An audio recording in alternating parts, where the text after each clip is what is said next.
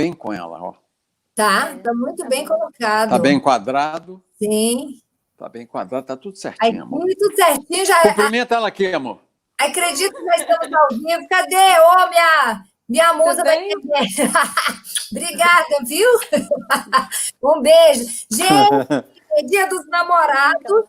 Hoje é. Dia dos Namorados. Boa noite, vocês todos aí. Por isso que eu e Roberto decidimos fazer um pouco mais cedo para dar tempo de vocês saírem daqui, jantar e namorar lá na sala, lá no quarto, sei lá onde. Mas antes, todo mundo paradinho aqui. Eu queria agradecer imensamente todos vocês que estão aqui, que eu vi que já tinha uma galera já esperando já há um tempo, Roberto. Agradecer você. E já, antes de começar, lhe desejar parabéns, que é segunda-feira, né? Eu estava olhando aqui a data do seu aniversário, não é segunda-feira? Domingo, dia 14. Domingo! Ai, é verdade. Depois de amanhã. Domingo, então, parabéns, saúde, caminhos de vitória. Obrigado, gente, querida. Muito obrigado. Aqui ao meu lado, Roberto Jefferson, uma das figuras mais conhecidas do cenário político desse país. Ele tem 66 anos, nascido em Petrópolis, né, Roberto? Sou nascido em Petrópolis. Nascido em Petrópolis, Rio de Janeiro, político, advogado, escritor, presidente do Partido Trabalhista do Brasil. E Roberto. Eita, que tá, né, Roberto? Brasil doido. Tá numa fase difícil, né? Eu vou lhe fazer um resumo rápido aqui sobre... Eu nunca tive interesse por política, exceto quando meu primeiro voto foi para o Fernando Collor. Eu não entendia de política, eu acho que eu votei porque ele era muito bonito. E eu tinha 16 anos. Foi meu primeiro voto. E depois eu fui com a turma lá dos caras pintados, mas acho que mais pela farra também, porque eu nunca me interessei. De um tempo para cá, quando eu fiz filhos, e aí nasceu uma neta, e eu falei, epa, peraí, a gente precisa entender o que está acontecendo, né? Mas também um outro momento que eu me lembro, antes desse interesse grande por política, foi assistindo Roberto Jefferson com aquele escândalo chamado Salão. E eu falei, gente, esse cara é um showman, além de tudo, né? Ele é um showman, porque o jeito que você falava e fazia... E depois que eu fui descobrir que você era apresentador do SBT, então você já tinha essa oratória boa, você já tinha essa presença cênica e levou isso para a política, né? Eu era advogado do júri. E comecei a advogar para o Sérgio Malandro, para o Wagner Monte, que era um do programa O Povo na TV. Aqui agora, depois mudou de nome para O Povo na TV. Eu era advogado deles, porque como eles faziam um jornalismo ao vivo, crítico, eles viviam processados na lei de imprensa. E eu defendia o Wagner e defendia o Sérgio Malandro. Um dia morre o Fernando Leite Mendes, que era um poeta, era um baiano muito inteligente, que fazia o lado moderado do programa O Povo na TV. Eu já conheci o Wilton Franco, porque eu ia à emissora conversar com Wagner, conversar com Sérgio Malandro. Aí o Wilton me fez um desafio, falou, Roberto, você ficaria 30 dias no ar para mim, fazendo assim uma espécie de advogado do povo, dando conselho jurídico ao povo, até que eu encontre alguém para substituir o Fernando Leite Mendes? Aí eu disse, olha, 30 dias eu faço contigo, mas eu tenho escritório no Rio, eu trabalho num escritório em São Paulo, vai ser difícil eu me dedicar ao programa definitivamente. Ele falou, não, 30 dias eu resolvo isso.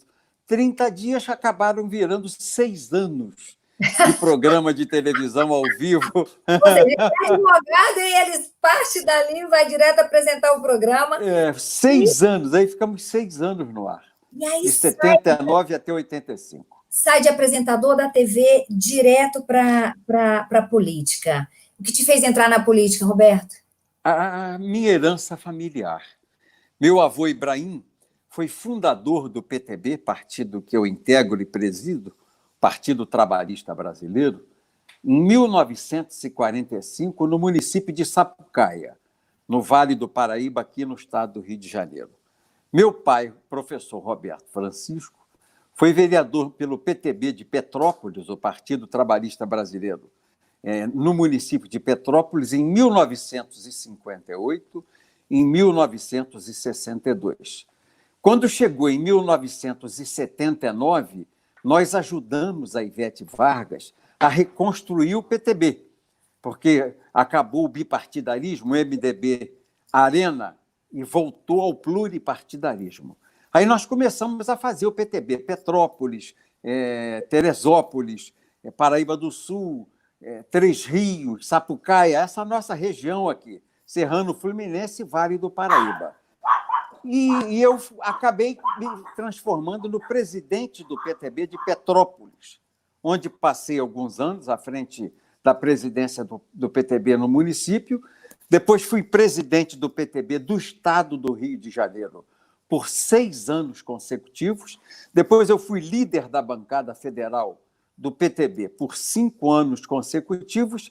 E desde 2003 eu presido nacionalmente o Partido Trabalhista Brasileiro.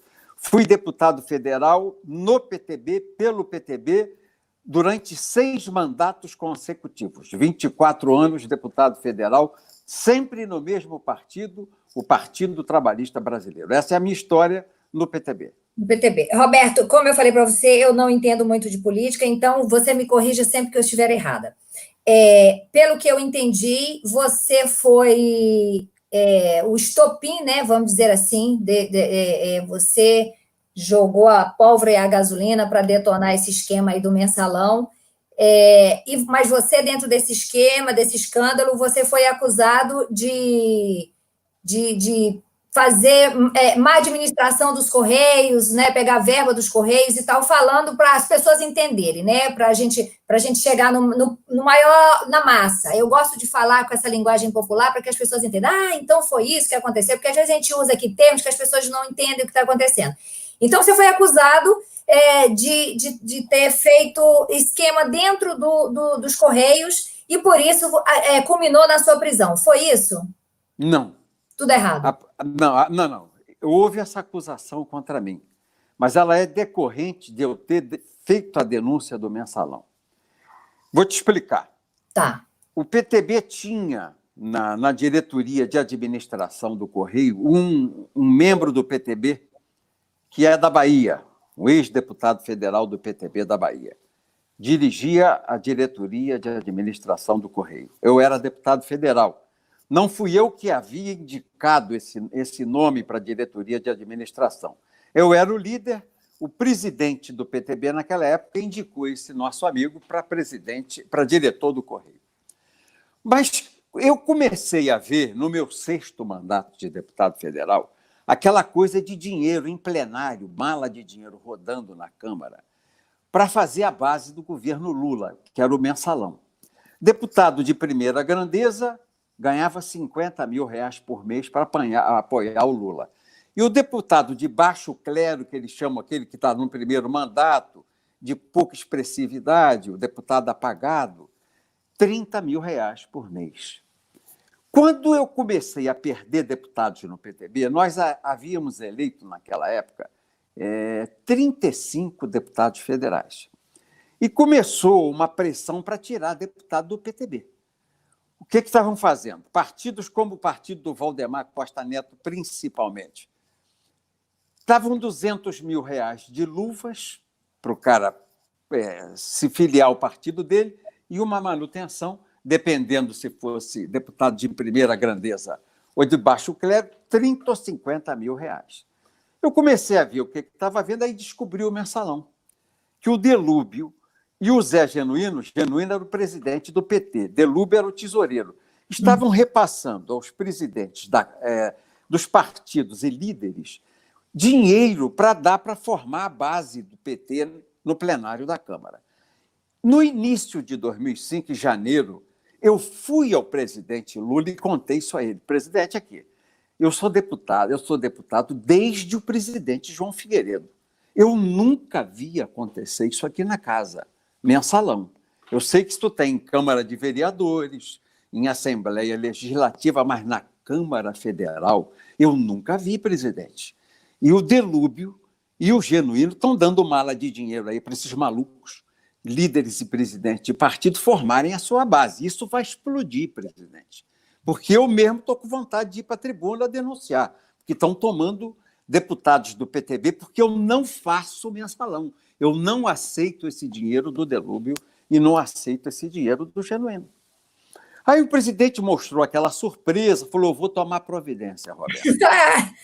E continuou tudo a mesma coisa. Quando foi início de abril, eu voltei ao presidente e falei com ele novamente, presidente, o mensalão continua, o pessoal está tirando o deputado das bancadas do PFL, que hoje é DEM, do PMDB, que hoje é MDB, está levando para seus partidos, pagando o mensalão, dão a luva de transferência e uma mesada todo mês.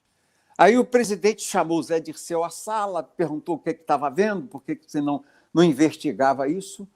Eu sei o seguinte, depois que eu falei isso, e ele me mandou falar na frente do Zé Dirceu, sai uma matéria de capa na Veja de um funcionário do Correio, Maurício Marinho, que era um dos grandes quadros do Correio, e ele era chefe do departamento de administração, dizendo foi a Casa Civil, Zé Dirceu, montou com a Veja, através de um homem da BIM, filmar o Maurício Marinho. Mandaram o cara lá. E ele fica o tempo todo. E o Roberto Jefferson? E o Roberto Jefferson? Você dá dinheiro ao Roberto Jefferson? Você pede dinheiro ao Roberto Jefferson? Eu peguei essa fita que me veio às mãos e distribuí para a imprensa. Era uma coisa que o cara tentava dirigir contra mim. Aí, no final, ele diz assim, eu conheço muito o Roberto Jefferson, ele é doidão. Eu dirijo para ele 8 estatais em nome do PTB. O PTB não tinha 8 estatais, tinha uma diretoria de administração do Correio, onde ele trabalhava. E ele pega R$3.000, Antônia, R$3.000, e recebe daquele cara que estava querendo fazer negócios com ele de venda de botina para funcionários do Correio, R$3.000, bota no bolso e diz que era para me entregar. Virou capa da Veja, um escândalo nacional, Roberto Jefferson pedindo R$3.000 para botar no bolso e entregar para o seu partido. Quer dizer, uma matéria para desmoralizar, para acabar comigo. Aí virou matéria no Jornal Nacional. É isso? Uma matéria encomendada. Eu pedi a assessoria jurídica do PTB, que era uma assessoria jurídica, a assessoria de imprensa do PTB, que era uma assessoria forte que nós tínhamos, que identificasse a origem. Isso tem origem. Foi Casa Civil junto com a Veja. Então, foi o Zé Dirceu que montou aquela matéria para me derrubar. Tanto que vem à minha casa o líder do PT naquela época, pede para eu renunciar à presidência do PTB, que eu, se renunciasse à presidência do PTB, eles iam nomear um delegado cana-brava para relatar um inquérito, ele ia dizer que eu era inocente, eu saía disso tranquilamente. Eu falei, eu não vou fazer isso, não. Eu entrei na Câmara dos Deputados pela porta da frente e vou sair pela porta da frente. Eu tenho netos, eu tenho filhos, e eu não vou sair de batedor de carteira de R$3.000. Eu vou para o pau com vocês. Eu vou contar a história real desse mensalão e vou julgar isso no ventilador. Eu estou sendo massacrado na mídia porque vocês me pressionaram para eu calar a boca em relação a esse mensalão que vocês vêm pagando, Zé Dirceu. Eu falei isso ao Zé Dirceu, lá na Câmara dos Deputados, para acertar a base parlamentar. Ele não acreditou. Eu dei uma entrevista à Folha de São Paulo, depois eu fui para a tribuna da Câmara dos Deputados, repeti essa denúncia e enfileirava assim de petista, de PMDBista, todo mundo desesperado para se defender e a briga era comigo. Depois me puseram na comissão de ética, eu enfrentei todo mundo sozinho no auge do poder do PT. Primeiro governo do Lula. Encarou os bandidos. Depois 2 CPIs contra mim. E eu enfrentava senador do PT, do MDB, enfrentava todo mundo. Nunca fugi da briga, nunca tive medo de briga. E, graças a Deus, saí pela porta da frente. Mas, Roberto, essa guerra lhe rendeu 8 anos inelegíveis e 7 anos e 14 dias de prisão. 7 anos de prisão? Foi, eu cumpri 14 meses de prisão, saí na progressão da pena e depois no indulto que a própria Dilma assinou, que era para beneficiar o Zé Dirceu, mas que me alcançou também. Meu Deus. Tive um indulto. Eu fui condenado porque eu fiz um acordo eleitoral com o PT em 2004. eleições de vereadores e prefeitos. O PT teve o apoio do PTB na capital, no Rio, que era o Bittar o candidato, nós apoiamos o Bittar, a Marta Suplicy em São Paulo, em Porto Alegre, em Goiânia, que mais, Roberto Jefferson? Em Belém do Pará. Nós fizemos várias capitais, Belo Horizonte, um acordo com o PT, nós apoiávamos as candidaturas do prefeito e eles financiavam vários municípios para o PTB com mais de 200 mil eleitores. Era uma troca. E eles nos davam o dinheiro, porque o partido de governo era o PT. E nessa troca nós fizemos um acordo de 20 milhões de reais, Antônia, que eu não recebi.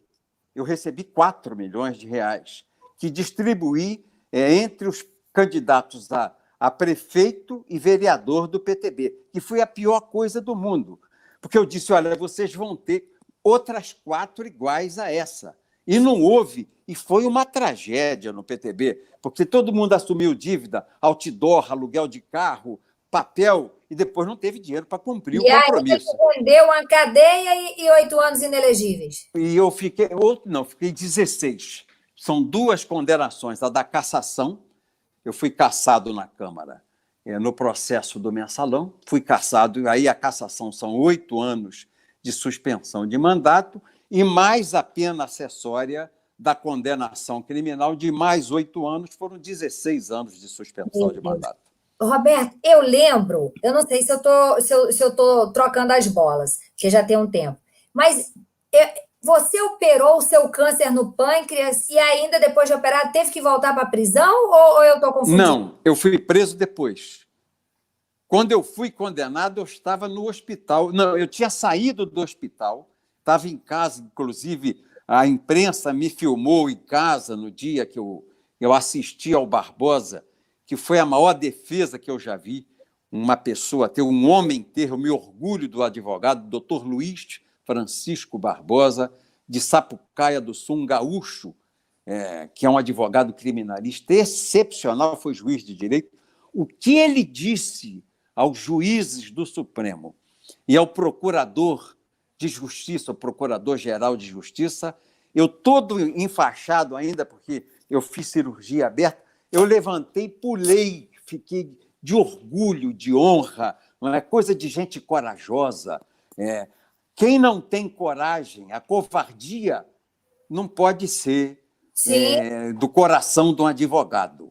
E o Barbosa é um advogado valente, homem, que me encheu de orgulho, de alegria. Eu fui condenado, mas o mais importante foi a defesa que o Barbosa fez a meu respeito. Aquilo, para mim, valeu a trajetória dos meus 24 anos de mandato de deputado federal. Meu Deus.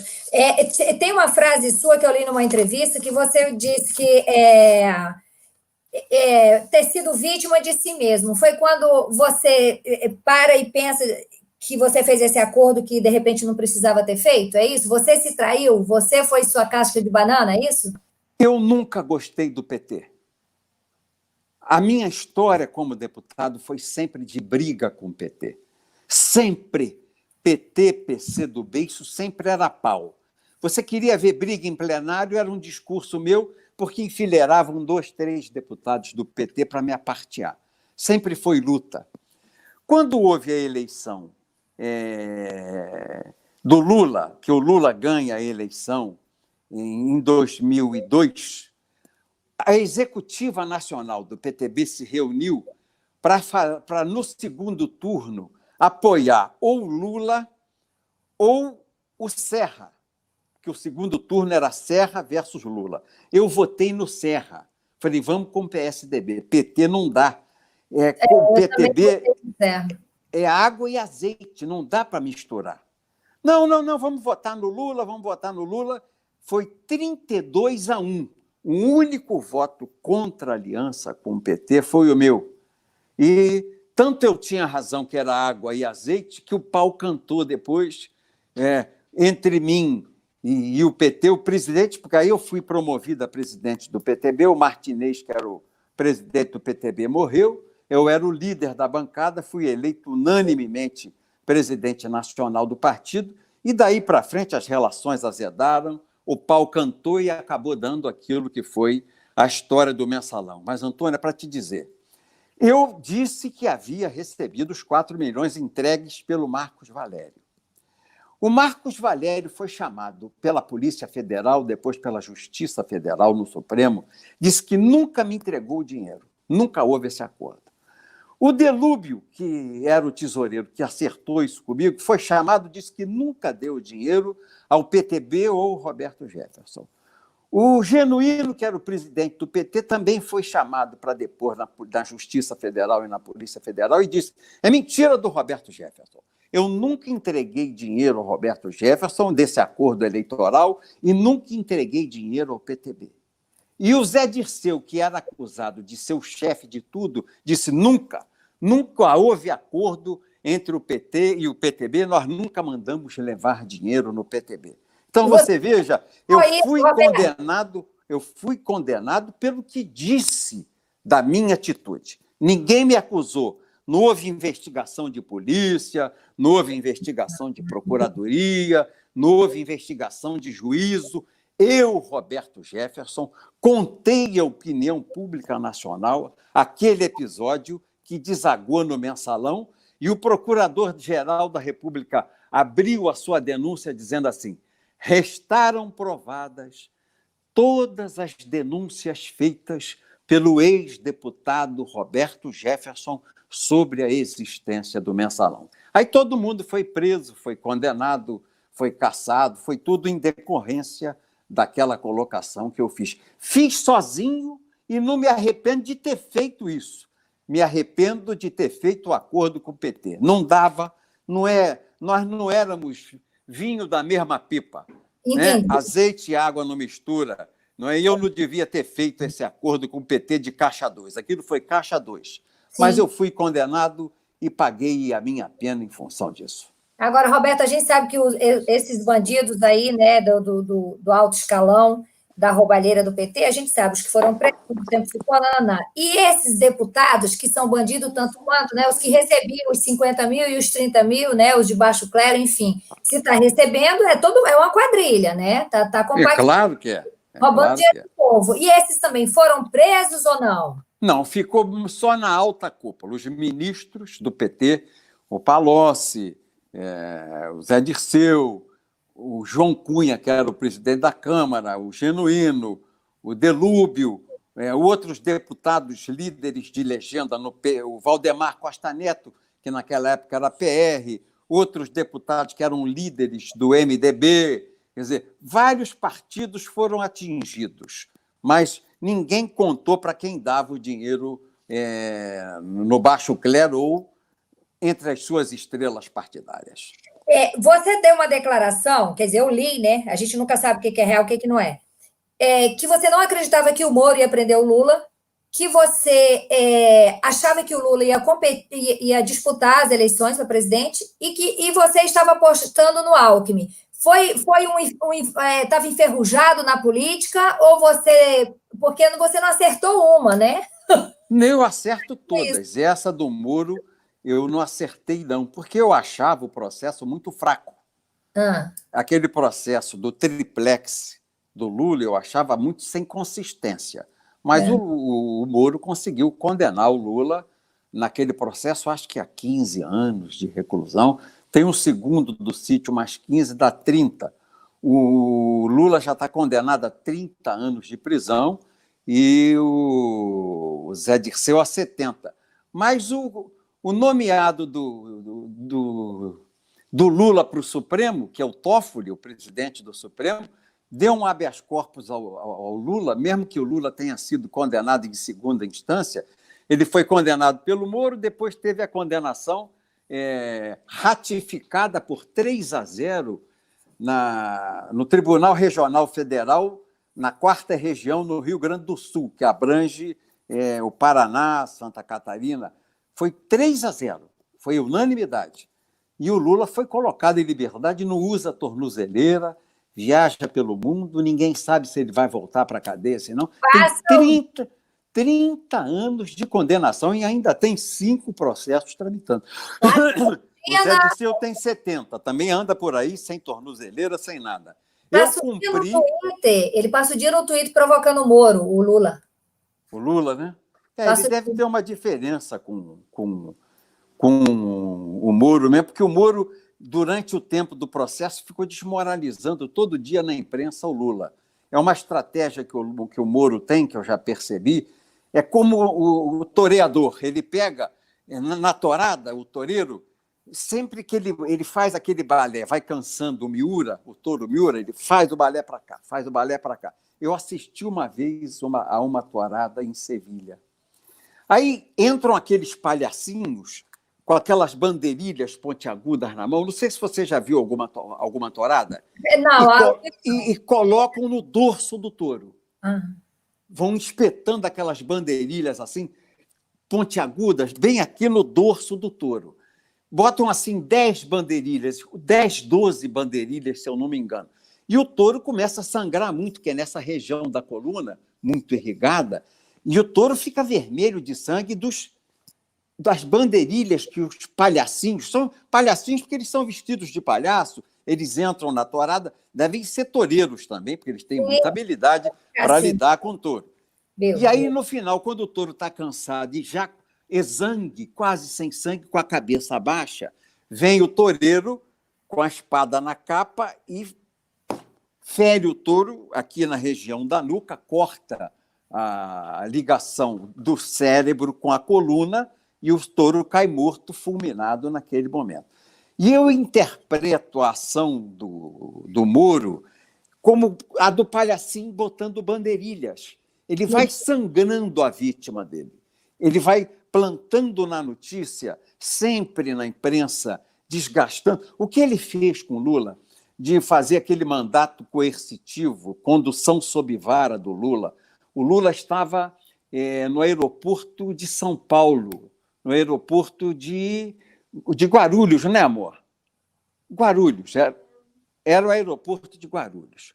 E ele mandou fechar São Paulo e prender o Lula para ele depor sob vara, condução coercitiva, coisa do direito penal de 1820, das ordenações do reino, que foi declarada, essa coisa foi declarada inconstitucional pelo Supremo no dia 14 de junho de 2018. A condução coercitiva, a condução sob vara, por 6-5, o Supremo proibiu, porque a Operação Lava Jato estava abusando disso. Toda hora pegava o empresário e lá ia aquele chinesinho, né, aquele japonesinho lá da Polícia Federal de Curitiba, prender o cara, levar para depor. Depois soltavam, mas só levar a pessoa presa para depor coercitivamente é uma grande desmoralização, é uma grande afronta. E o Moro fez isso com Lula e fez uma outra pior, que foi pegar uma gravação que ele fez do Lula com a Dilma presidente da República. Olha, eu não gosto do Lula e não gosto da Dilma. Eu fiz oposição ao PT a minha vida inteira e trabalhei pelo impeachment da Dilma. Ajudei a fazer o impeachment da Dilma. Ajudei como presidente do PTB, reunião com os outros presidentes de partido. O líder do PTB foi o relator do processo de cassação da Dilma. Trabalhei pela cassação da Dilma. Ajudei a escrever o relatório, para você ter noção. Então, não gosto do PT, não gosto da Dilma. Mas eu tenho que dizer que se você se permite o abuso do direito contra o teu adversário, ele depois vai ser usado contra você. Sim. E o Moro vazou uma conversa entre a Dilma e o Lula. Ela, presidente da República, ele, como juiz de primeiro grau, nunca poderia fazer isso, porque é crime contra a segurança nacional, é um atentado à privacidade da chefe de Estado do país. Ele vazou para prejudicar o Lula, porque ela queria nomear o Lula, chefe da Casa Civil, para dar a ele, como ministro, foro especial e ele sair da mão do Moro e ser julgado no Supremo. Ele botou aquilo no Fantástico, o diálogo entre a Dilma e o presidente Lula. Ele praticou um crime administrativo como juiz e um crime contra a segurança nacional. Mas todo mundo bateu palma, porque ela estava queimada, nós vivíamos um momento ruim da economia, todo mundo queria, né, naquela coisa, querer que o Lula fosse preso, prisão para o Lula, hashtag Lula na cadeia. Mas foi uma gravíssima irregularidade que ele praticou para desmoralizar mais 2 bandeirilhas que ele botou no dorso do Lula, para depois levar o Lula à condenação. Mas ele fez escola, né? Porque a gente está vendo um monte de coisa errada aí que continua acontecendo, né? E ele está fazendo isso, tentou fazer isso com o presidente Bolsonaro, mas já perdeu o efeito. Sim. Tanto que o Celso Mello já recuou, esse processo que ele tentou acusar o presidente de interferência no Ministério da Justiça já morreu, já perdeu força. Esse ativismo judicial do Celso Mello, baseado nessa falsa declaração do Moro, já perdeu força. E a própria filmagem da reunião do presidente com os seus ministros mostrou que não eram verdadeiras as acusações feitas pelo Moro. Pelo contrário, mostrou ali um estadista, que é o presidente Bolsonaro. Desbocado, mas um estadista. Mas aí, o Winston Churchill também era desbocado. O Churchill defendeu a Inglaterra daquele bombardeio covarde da Alemanha. Ele era um homem desbocado e dizia todo dia de manhã na rádio, escondidinho, para o povo ouvir: "We never surrender." Nós nunca nos renderemos. E o povo se sentia estimulado a suportar aquele bombardeio que dizimava quarteirões de inocentes, matava famílias, crianças, velhos, mulheres, homens. Toda noite, os bombardeiros feitos pela aviação alemã. Falar palavrão não é mal, falar palavrão não é crime, né? Então que se foda. Ô, Roberto, o que difere o mensalão para a Lava Jato? A Lava Jato não saiu. O mensalão veio do inquérito parlamentar, que foi presidido pelo senador Delcídio Amaral. O relatório foi aprovado, aí foi para a Polícia Federal, aí houve investigação a partir da CPI. A Lava Jato foi uma investigação da Procuradoria da República, junto com a Polícia Federal e a Justiça Federal. Estavam investigando um doleiro que lavava dinheiro do tráfico de entorpecente num posto Lava Jato em Brasília. Quando chegaram a esse doleiro e descobriram que ele lavava dinheiro para as empreiteiras que davam dinheiro aos partidos políticos e ao alto coturno dos dirigentes da República e dos dirigentes de partido. A origem do mensalão é uma denúncia minha na Câmara dos Deputados. E a origem da Lava Jato é uma denúncia do Ministério Público Federal feita lá em Curitiba, a partir da descoberta do movimento de um doleiro. Roberto, eu como eleitora, como cidadã, a gente saber dessas coisas todas, né, é horrível. E depois ver assim, grandes atores representando esse esculacho, esse escárnio, né, essa coisa, achincalhando o povo, rindo da cara do povo, né, que eu assisti no Mecanismo, que meu amigo Rodrigo Pimentel produziu e tal. E você vê aquilo, você fica com uma raiva tão grande, porque é um esculacho com a cara da gente. Roberto, eu estou com uma certa preocupação, e aí eu quero que você me ajude a esclarecer, que nossa live está bombando, graças a Deus, né? Você é sinônimo de audiência. Então, assim, eu queria que você me acalmasse o coração, porque acho que você está sabendo disso melhor do que eu, que essa coisa que a gente tem lido aí a respeito dos novos aliados, né, do presidente, o presidente está se aliando ao Centrão, está buscando apoio, e aí uns dizem, é igual para não acontecer que nem aconteceu com Crivella, para não ser impeachmentado, ele precisa de apoio, porque ele gritava, não vou fazer acordo com ficha suja, não vou fazer acordo com o Centrão, não vou fazer acordo, não vão ditar regras e tal, nananã, e agora a gente vê e lê coisas. Então, temos aqui, ó, além do seu nome, né, que pode ganhar aí né, pode ser um forte aliado, vir como um forte aliado do Bolsonaro, tem também Valdemar da Costa Neto, Ciro Nogueira e Gilberto Kassab. O que isso E tem o pessoal da Igreja Universal, que é o PRB. O PRB também está apoiando. O Centro Democrático é PP, PL, PRB e PSD. Kassab, Valdemar Costa Neto. O Bolsonaro sempre pregou essa coisa de, tipo, e eu continuo do lado dele, eu continuo acreditando que ele seja honesto, eu continuo acreditando que eu nunca vou ver história de roubalheira envolvendo o nome do Bolsonaro.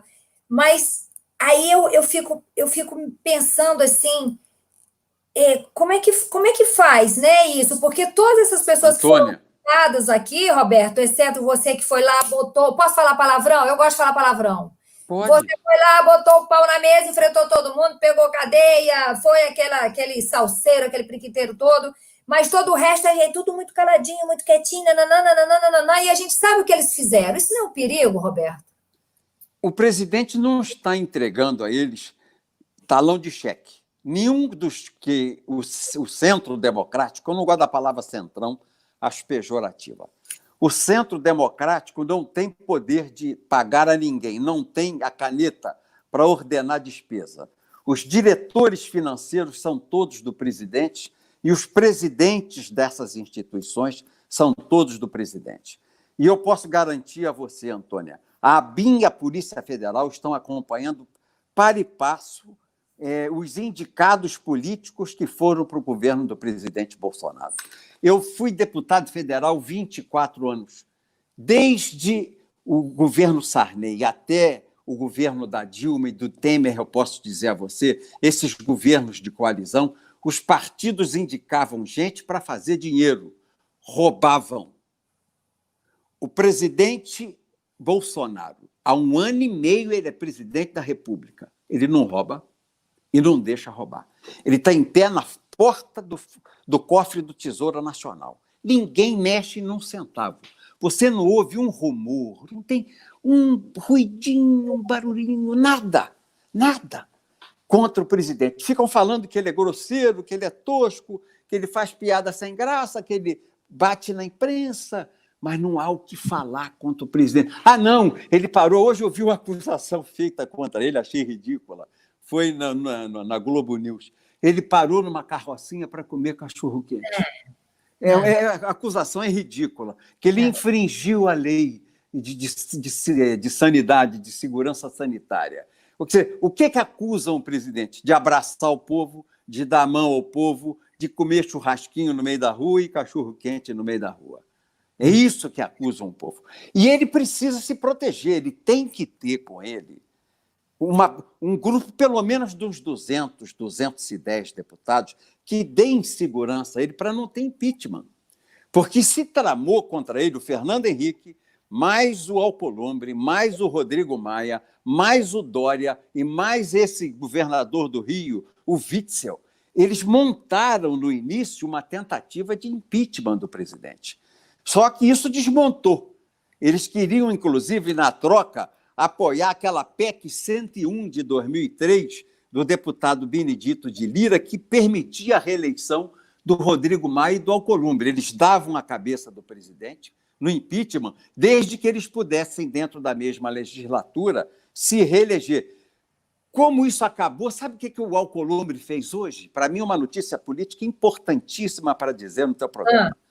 Ele foi ao Supremo para que o Supremo decida contra o que está na lei aqui da Constituição Federal, porque a Constituição diz que só pode ser eleito uma vez durante a mesma legislatura, não há reeleição de presidentes do Senado ou da Câmara na mesma legislatura. Ele, Alcolumbre, não foi o Maia, porque o Maia está muito queimado e desmoralizado. Puseram o Alcolumbre, que é mais escondidinho, ele foi ao Supremo, que está fazendo um ativismo judicial muito grande, toda a oposição ao presidente da República hoje, parte de dentro do Supremo, ele foi ao Supremo perguntar se pode ter reeleição.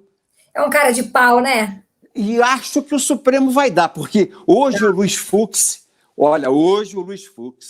disse que o artigo 142, que estabelece o poder de chefe de Estado, não chefe de governo, do presidente da República em relação às Forças Armadas, artigo 142 da Constituição, numa provocação do PDT, o ministro Luiz Fux disse que o presidente da República não pode usar o poder moderador das Forças Armadas, tentando impedir o presidente de tomar atitude. Acabei de receber essa notícia aqui pelo Twitter. O que é que você quer falar? Fala, Tônia. Você vai falando, a minha coluna vai travando, eu vou ficando, parece que eu estou com febre, sabe? Eu vou esquentando, porque sobe uma raiva aqui. Você entendeu? Porque o povo é leigo, faz questão de se manter assim, não sabe o que está acontecendo, e isso atinge a gente no peito, diretamente, nas nossas casas, na nossa conta bancária, na nossa geladeira.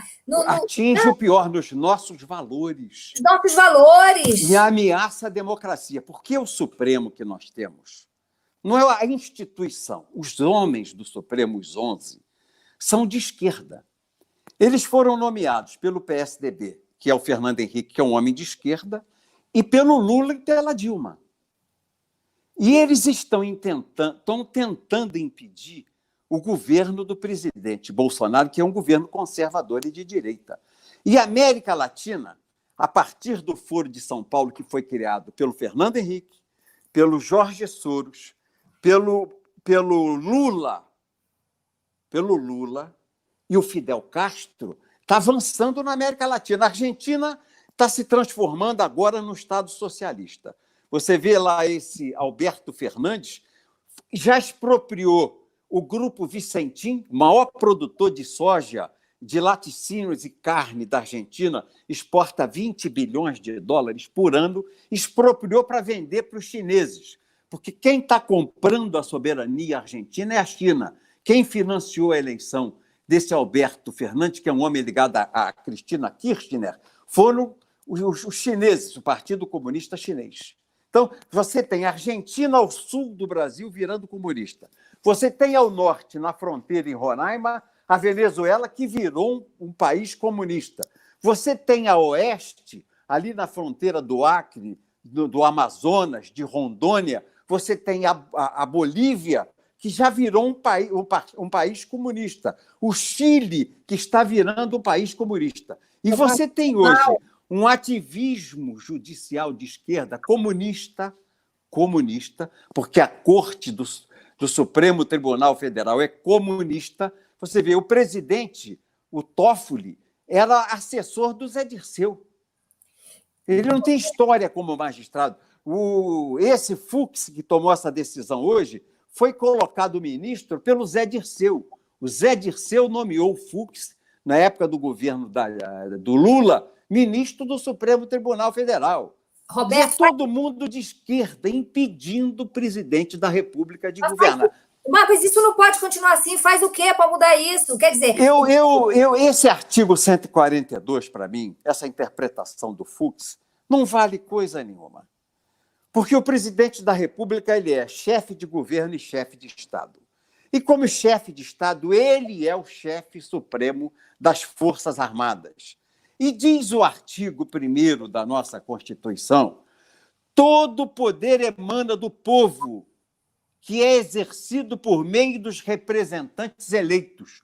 O Supremo não é eleito, é nomeado. Tanto é que aquele caravançará, aquele monte de gente que não tem nenhuma qualidade jurídica, o pior grupo de ministros do Supremo dos últimos 100 anos.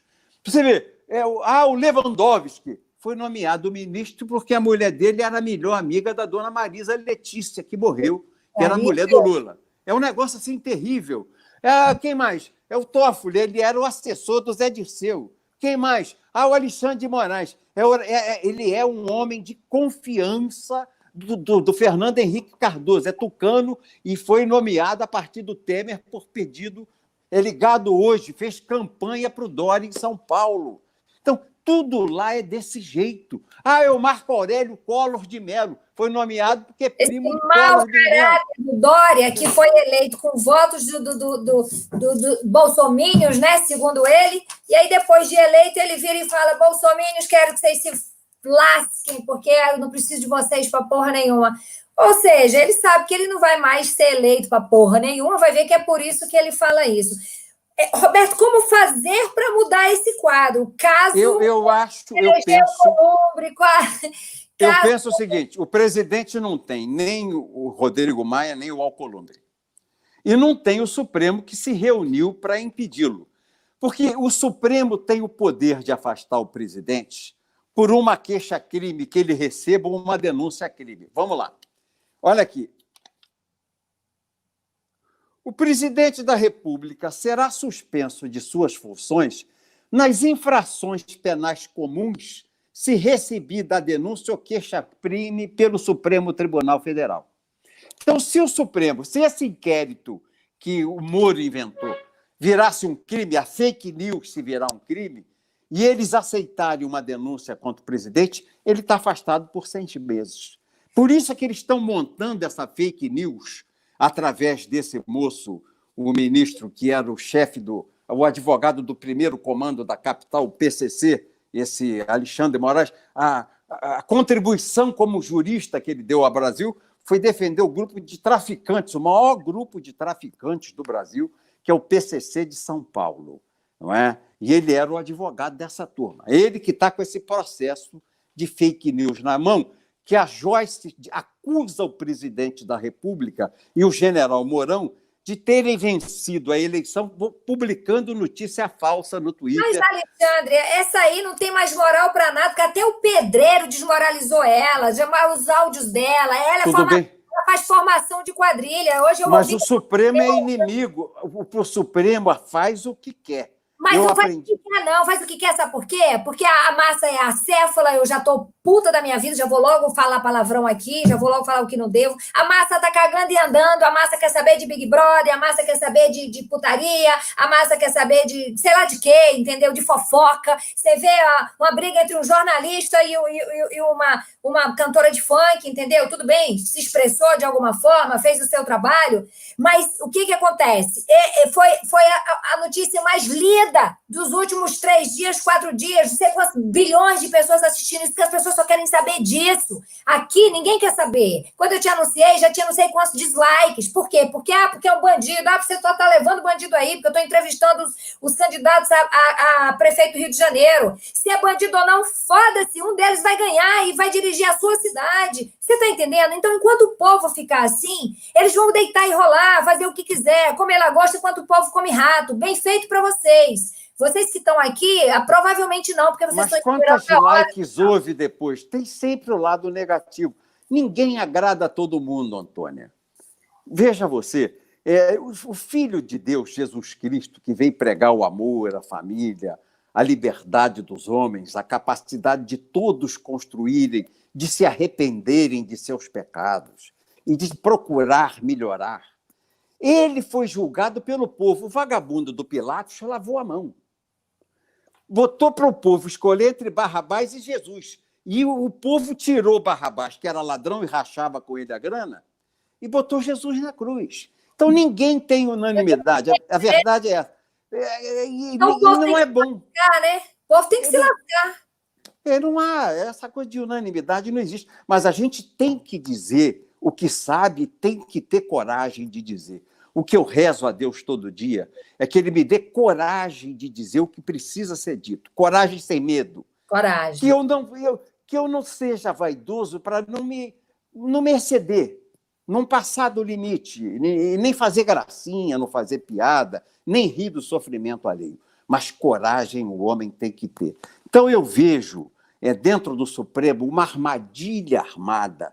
Na esquerda, quem comanda o Supremo de fora é o bruxo do impeachment, que é o Fernando Henrique Cardoso e o Lula.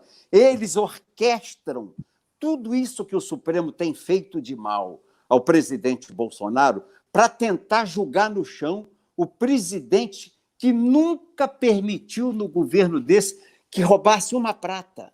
Não rouba, não deixa roubar. Ele era deputado federal e foi deputado federal pelo PTB 2 anos.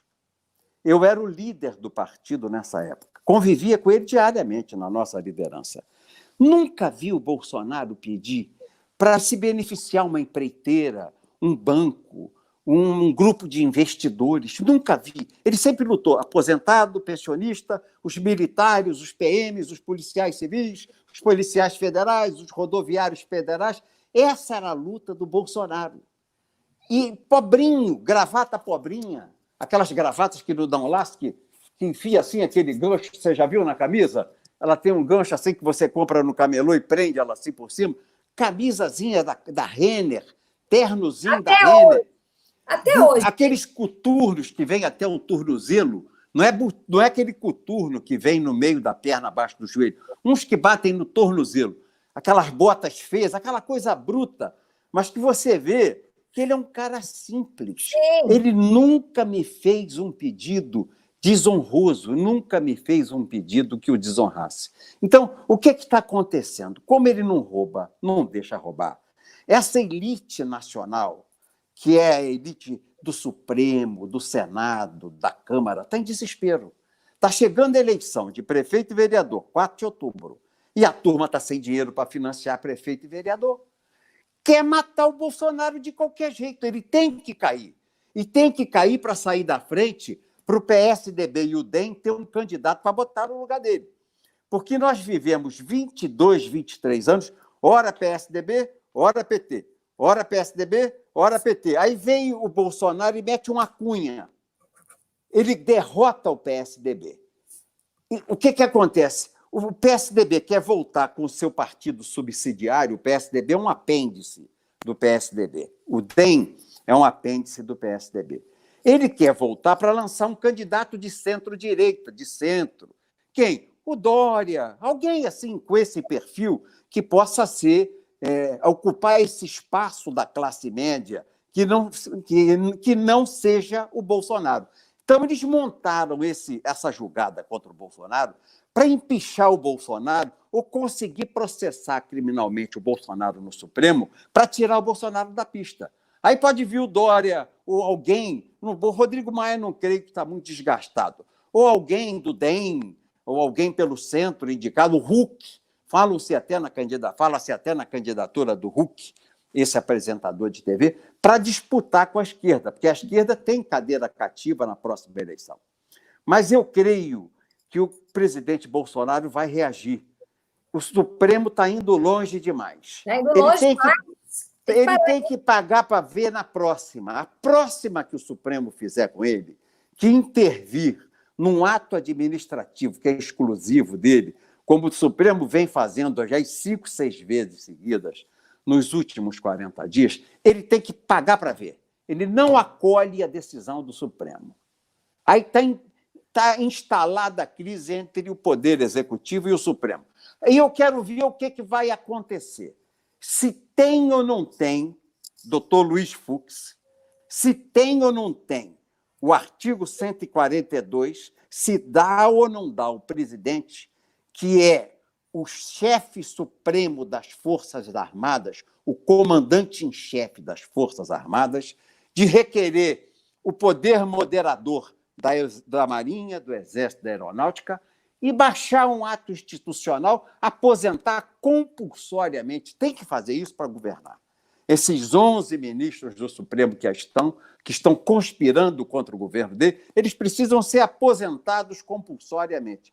E o presidente nomear imediatamente, faz isso, já vai pensando os nomes, já vai selecionando 11 ministros para o lugar desses 11 ministros de esquerda que querem viabilizar um governo conservador, cristão, um governo voltado à família, um governo que é contra o aborto, contra a erotização dos nossos pequeninos, dos nossos filhos, dos nossos netos, um governo que defende os valores cristãos que nós recebemos dos nossos antepassados, dos nossos bisavós, dos nossos avós, dos nossos pais.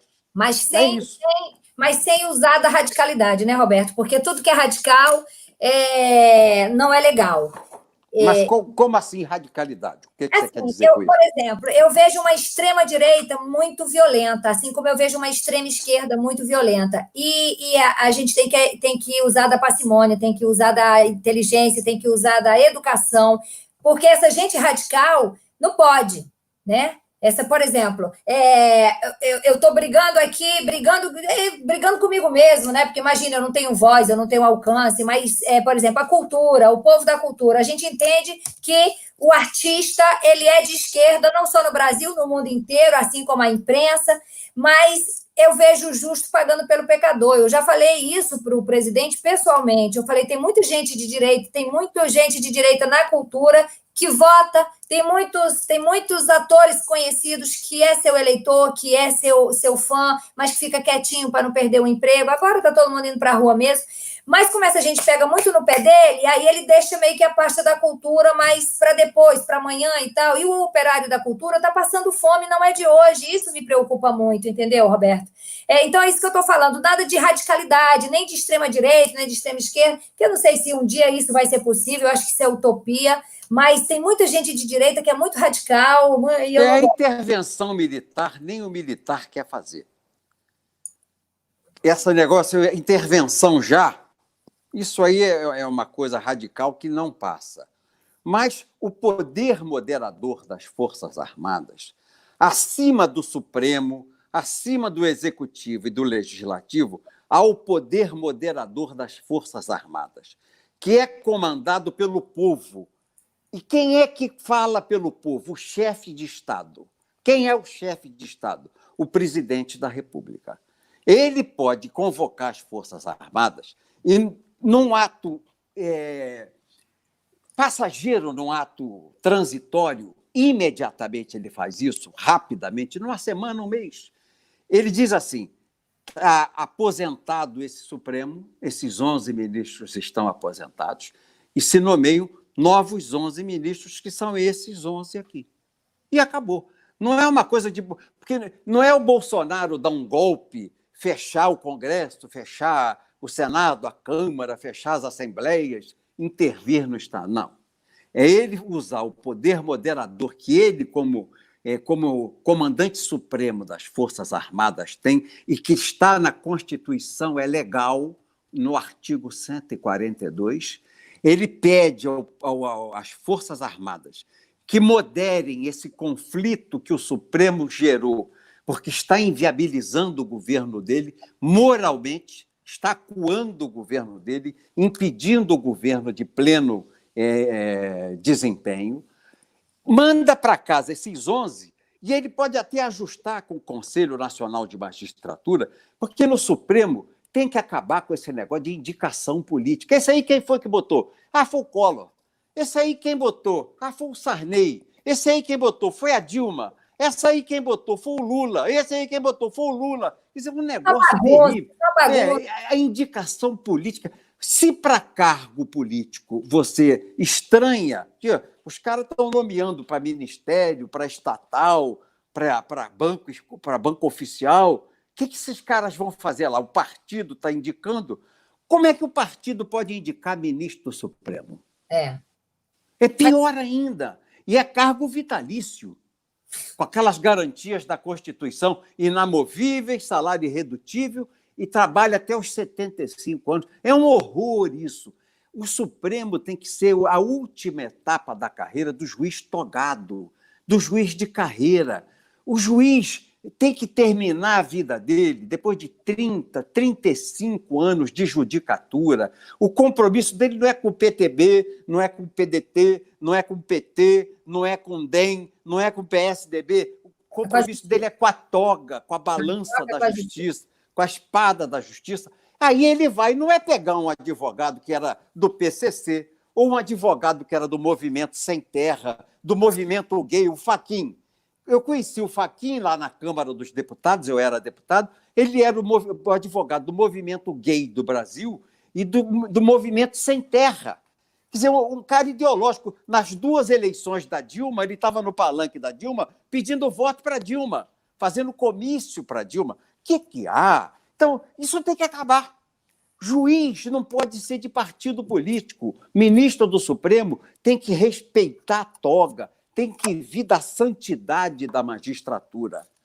E é isso que eu acho que o presidente deve fazer. Eu penso que ele deve conversar com o Conselho Nacional da Magistratura, pegar uma lista tríplice, 33 nomes, e ele escolhe entre 11 juízes togados, desembargadores ou ministros do STJ. O Conselho de Magistratura vai fazer uma lista. Sem essa bagunça de OAB, advogado não tem que ser ministro do Supremo. Ah, eu sou advogado, então toca a tua vida como advogado. Porque quem quer fazer juiz faz um sacrifício louco, estuda, e decora a Constituição, o Código de Processo. Gente, não é brincadeira. Né? E advogado não. O advogado ganhou dinheiro a vida toda no movimento Sem Terra, ou por PCC, era advogado dos traficantes, ou era advogado da Odebrecht, e acaba no Supremo. Isso aí é um assinte ao povo do Brasil. Tem que ser juiz de carreira. É o último passo, a última promoção do juiz de carreira, Supremo Tribunal Federal. Aí acaba essa bagunça de ser juiz de esquerda, juiz de direita, juiz do PT, juiz do PSDB. O presidente precisa, junto com as Forças Armadas, moderar e aposentar aqueles 11 que já mostraram que não têm qualidade como juristas, eles são braço de partido político, e colocar 11 juristas independentes para poder decidir juridicamente as questões do país. Fala, Antônia. Eu já imaginei, a gente está com 1 hora de conversa, isso eu acho maravilhoso, eu ficaria aqui mais 3 horas. E eu já imaginei eu tinha certeza, na verdade, que isso fosse acontecer. Eu estou dando uma olhadinha aqui na que a galera está falando, né? Então, eu vejo muito assim, o povo chama você de meu malvado favorito, e tem também muita gente falando que está sufocado, que não aguenta mais essa barbárie do STF, essas coisas que estão acontecendo. Você acha que se o povo tivesse a coragem mesmo para sair em massa, para acabar com essa palhaçada, eles iriam ficar... eles iam respeitar um pouco? A hora que o povo for para a esplanada dos ministérios, mas não é assim fim de semana. Puser lá 3 milhões de pessoas, 4 milhões de pessoas, e ficar lá uma semana. Invadir Brasília. Acampar em Brasília e exigir a mudança dos ministros. Artigo 142 da Constituição. O povo basta botar isso. Supremos somos nós, que pagamos o salário de vocês. Ouviu, povo? Ouviu? Supremo é o povo que paga o salário do funcionário público nomeado, que é o ministro do Supremo. Funcionário público sem concurso, nomeado por favor político, que é a coisa pior que existe, é braço de partido político. Vai lá e diz, artigo 142. E aí o presidente dissolve o Supremo e nomeia outros 11 para o lugar. Nós precisamos fazer isso. Sabe por quê? Ele não pode contar, o presidente não pode contar com Alcolumbre nem com Maia. Por quê? Os dois têm processos do Supremo, Antônia, de corrupção passiva. Os dois têm e lavagem de dinheiro, todos dois. Se o Rodrigo Maia se engraça e diz assim, eu vou votar aqui uma CPI contra o Supremo, no dia seguinte vai lá o assessor parlamentar do presidente do Supremo, bate na porta. Ô, seu Rodrigo, presidente, querido, tá bem? O senhor tá bonito, tá gordinho, todo pimpão, todo vaidoso. Vem cá, seu Rodrigo, o senhor disse que vai instalar uma CPI. O senhor tem 4 processos lá de lavagem de dinheiro e corrupção passiva. Tem um que o procurador está pedindo 15 anos de prisão para o senhor. Se o senhor ficar aí insistindo com essa coisa, o senhor sabe, os ministros se ofendem, vai para a pauta, o senhor vai ser condenado, vai ficar igual o Eduardo Cunha, vai sair preso da cadeira de presidente da Câmara e vai para a cadeia e é caçado. A mesma coisa o Alcolumbre. Porque todo mundo tem ficha suja, está nas mãos do povo. Está todo mundo na mão do Supremo. A maioria do Congresso, a maioria da velha política, como a maioria da velha imprensa, não é cotó. Os políticos novos que chegaram são idealistas. Eu vejo lá essas moças, a Bia Kicis, a Carla Zambelli, vigorosas, cheias de ideais, enfrentam situações até difíceis para uma mulher enfrentar sozinha. Estão lá com o ideal, fazendo por amor. E há outras pessoas que eu não sei o nome, não quero ser. O Felipe Barros, guerreiro, lutador.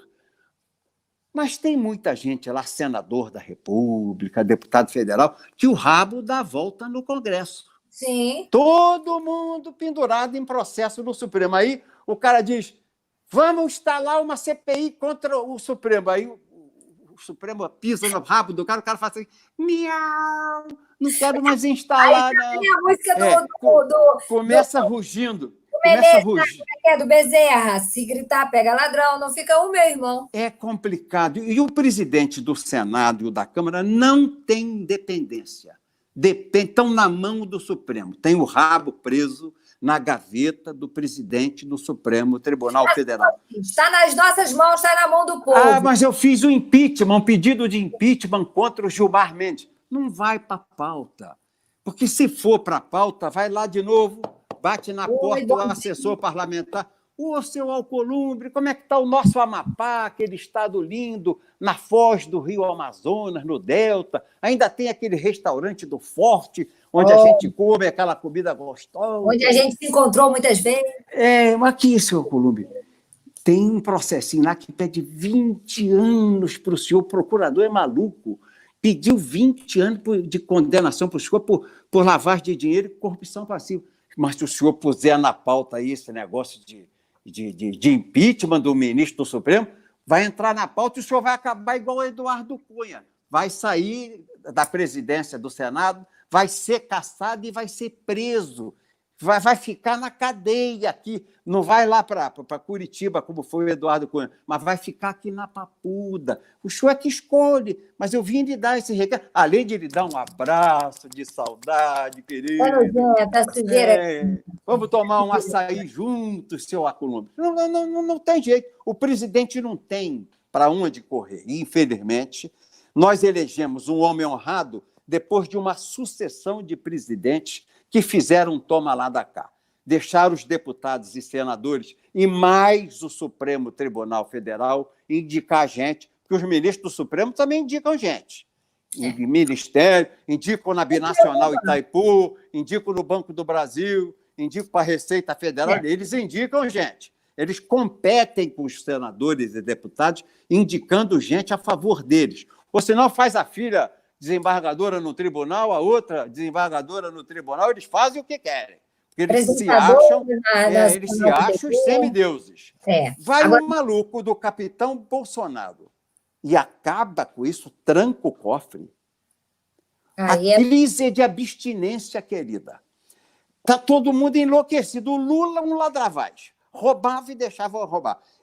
Mensalão, Lava Jato, Petrolão. O Temer fez um grande acordo, todo mundo metia a mão no governo dele. Teve um que foi apanhado até com 500 mil correndo no meio da rua. Uma maior situação. O Fernando Henrique, um esquema de grana, privatização, aquela reeleição do Fernando Henrique foi paga em dinheiro. Eu defendi 3 deputados acusados de terem se vendido. Eu, Roberto Jefferson, fui para a tribuna para impedir a cassação, a registro histórico desses meus discursos e filmes, para que 3 deputados que tinham uma participação mínima, mas a reeleição que não existia, que o Fernando Henrique patrocinou, foi R$200 mil. 100 mil no primeiro turno de votação, mais 100 mil no segundo turno de votação. Então, você não tem ninguém santo aí.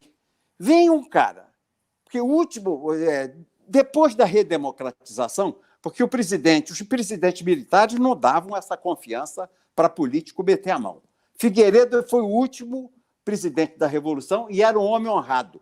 Eu fui deputado, você não ouvia falar nada de safadeza no governo do presidente Figueiredo. Mas aí entrou o Sarney. A conversa era enorme. Nossa! Não. O primeiro que entrou foi o Sarney ou foi o Collor? 80... Quando acabou a redemocratização... Foi o doutor Tancredo, deu Sarney. O Tancredo morreu, o Sarney era o vice e foi para o lugar dele. Aí depois veio a eleição direta, ganhou o Collor em 89. Depois do Collor foi o Itamar. Depois do Itamar, o Fernando Henrique 2 vezes. Depois do Fernando Henrique, deu Lula, depois deu a Dilma. Todos eles deixaram roubar e fizeram um toma lá da cá. Aí chega um capitão maluco que fala palavrão, mas não deixa roubar. Qual é o crime desse cara? Nas tuas entrevistas, você começa a perguntar às pessoas.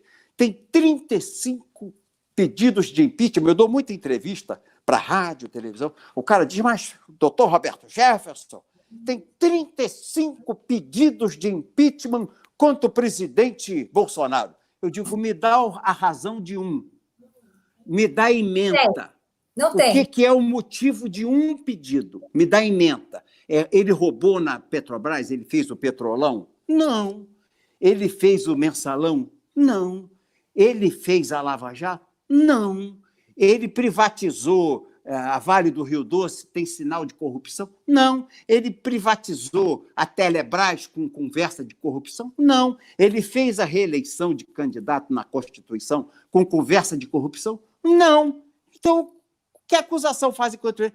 Diz que ele sai na rua, presidente, que dá a mão ao povo, abraça o povo, que come cachorro-quente na barraquinha. Se isso é motivo para se empichar um presidente da República. Então, diante dessa covardia que o Supremo avaliza desgraçadamente, esse Supremo que é o pior Supremo composto da República dos últimos 100 anos, de pouca gente de valor jurídico, todo mundo comprometido com partido político. É um Supremo que é o puxadinho do PT e o puxadinho do PSDB. E está fazendo tudo para prejudicar o presidente da República. Toma conta desse pedido do Alcolumbre. Se ele vai conseguir no Supremo a reeleição que vai dar para ele e vai dar para o Maia. O Maia não teve coragem. Não só eu, vocês aí também vamos tomar conta desse pedido, porque aí é papo de invadir, né? É papo de meter o louco. Eu falo para as pessoas, gostem de mim ou não, eu estou falando a verdade. Então a pessoa vai lá e confere. Vai lá saber o seguinte, esse pedido que o Alcolumbre fez vai ser aprovado para o Supremo, ele vai poder se reeleger? Deus me livre. Se puder, o Rodrigo Maia vai poder se reeleger também. Não. Não é? O que dá para um, dá para o outro. Nem fudendo. Roberto. Então, fiquem atentos. E vamos ficar atentos com essas maldades que os ministros do Supremo têm feito contra um homem honrado, um homem decente, um homem humilde, que fala palavrão, mas não rouba e não deixa roubar. O nosso presidente Jair Messias Bolsonaro, defensor da família, da pátria, da soberania do Brasil, da democracia e da liberdade, que são os valores que nós acreditamos e vamos morrer lutando ao lado do presidente da República se tentarem defenestrá-lo da cadeira de presidente. Você tenha certeza que nós vamos botar a espada sagrada da nossa mão em nome dos nossos pósteros, porque nós não podemos deixar os nossos filhos o exemplo que está tendo o filho do argentino, o filho do boliviano, o filho do venezuelano ou o filho do cubano que viu isso lá. Nós vamos deixar para os nossos filhos, os nossos netos, os nossos bisnetos, a pátria que nós recebemos dos nossos antepassados. Só para finalizar, que eu sei que você precisa finalizar, eu falava com a Cristiane, minha filha, eu conversava com a Cristiane, minha filha, eu levei a minha filha para ver o túmulo de vovô Ibrahim, meu padrinho, foi o primeiro PTBista da família em 1945. Tem uma trovinha que ele repetia e que está na lápide que cobre o túmulo dele, que diz assim, ele foi o autor, vovô Ibrahim, na bandeira cabe a pátria do tamanho que a pátria for. Numa hóstia pequenina cabe Deus, nosso Senhor. Meu avô era um amante da bandeira, da pátria, um amante de Deus. Eram os princípios basilares que sustentaram a educação que ele deu a meu pai, que meu pai trouxe para mim, que foi a cultura que eu dei à minha filha Cristiane, que deu aos filhos dela, e nós teremos nos nossos bisnetos, se Deus quiser. Amém. Amém, amém. Roberto, um monte de gente me pediu para perguntar para você que na época da confusão você apareceu com o olho roxo e disse que caiu de um armário. E as pessoas acham que você entrou no telequete com alguém. Aqui, nem mamãe acreditou naquela história que eu contei. Não adianta eu contar uma história agora que vai continuar todo mundo sem acreditar. Então, deixa a história ficar caiu como está. Armário, porque o povo acha que foi um grande telequete aí que você se envolveu. Deixa pelo armário, deixa pelo armário. Meu sonho é saber o nome desse armário hoje. O armário se machucou também, Roberto? Ficou machucado. Adoro. Você ganhou todo. Adoro. Ô, Roberto, Foi. temos aqui um bate-bola rapidinho. Você tem um medo? Se eu tenho medo? É. Eu tenho medo. Eu tenho medo de se instalar no Brasil o mesmo comunismo que está instalado na Venezuela, na Argentina e na Bolívia. Esse é meu medo. Não vamos deixar. É um desejo. De ver essa pátria liberta, que nós consigamos plantar a semente da democracia, da família e da liberdade. Nós podemos até irrigar essas sementes no nosso coração com lágrimas de perdas, mas sabendo que esse fruto vai florescer para os nossos pósteros, para os nossos descendentes. Mesmo que nós não consigamos, nós vamos deixar esse exemplo. Amém. Nem fudendo. O que você não faria nem fudendo? Eu vou tentar fazer isso hoje, na noite dos namorados. Esposa, eu estou tentando. É Cris, né? Cris, eu estou tentando liberar ele. Ele que está aqui, viu? Você que me disse que quer fazer perguntas. Pode fazer. Entendendo. Ah, meu Deus, que maravilha. Na lata. O que você tem para dizer na lata? O que você tem para dizer na lata para esse povo aí que está nos vendo e que vai ver ainda no canal? Qual o conselho que você dá para a gente sair ou minimizar os nossos problemas, né? Diante de tanta sujeira, de tanta avacalhação, de tanta gente suja. Creiam na mão amiga do presidente da República, mas não deixem de pedir a ele que use o braço forte para se impor como governador eleito presidente do povo do Brasil. Eu beijo a mão amiga e torço para que dê certo o braço forte. Amém. É isso aí. Querido, muito obrigada. Avisar aqui para a galera que segunda-feira, não é coincidentemente não, porque o Roberto, eu já estou atrás dele há uns 2 anos, e aí coincidiu de gravar com a Cristiane, vai para o ar segunda-feira e você hoje, a semana da família Jefferson. Querido, quero te agradecer mais uma vez imensamente. Vai lá namorar. Um beijo no seu coração e feliz aniversário, saúde, paz, muita saúde. Obrigado a você, a todos que nos ouviram por seu intermédio. E um beijão para minha filha Cris, que eu vi que está na live aí. Tá? Se eu me concentrar aqui na live, eu não presto atenção no que você está falando. Deus te abençoe. Felicidades a você e Deus abençoe o povo brasileiro. Brasil acima de tudo. Deus acima de todos. Obrigado, querida, pela oportunidade que me deu. Um beijo para você. Um beijo para você. Beijo, tchau. Tchau.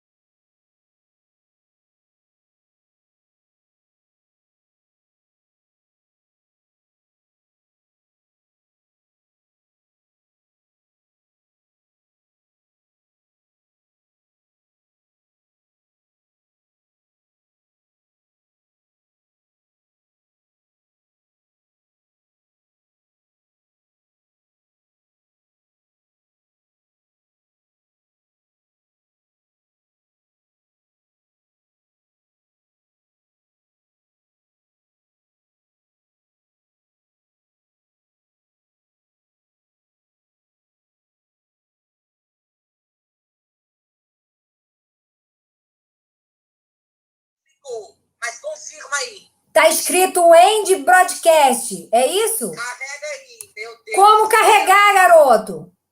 O mouse. Tá, é apertar lá, é isso? Aperta, é isso, aperta. É que eu sou português. Olha só, para End the Broadcast, isso aí deve ser o quê? Para acabar a live, é isso? Aí eu boto... Sim. Not it é para acabar, né? Mário?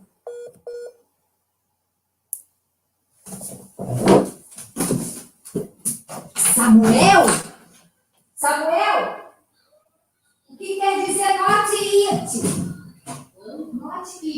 que é? É pra encerrar? Não, vem cá, cara, me ajuda aqui que tá dando merda. Eu não tô conseguindo encerrar. É aqui? Eu já saí, vai. É pra encerrar, é aqui, ó? Sim, mãe. Encerrou?